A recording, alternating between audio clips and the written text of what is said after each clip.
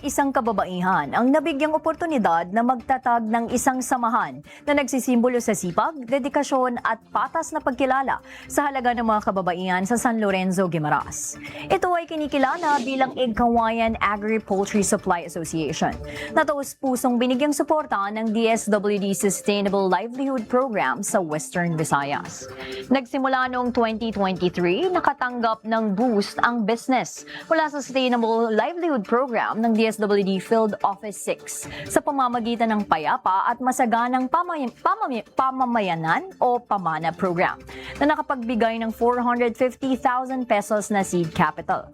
Bagamat noong simula'y kumaharap sa mga pagsubok sa mentoring at training ni Rhoda May Patingo ng Program Officer ng DSWD SLP at pagsisikap ng mga kababaihan, natuto sila ng basic financial tools na nakapagpaigting sa performance gaya ng tracking ng sales, monitored stock at expense management.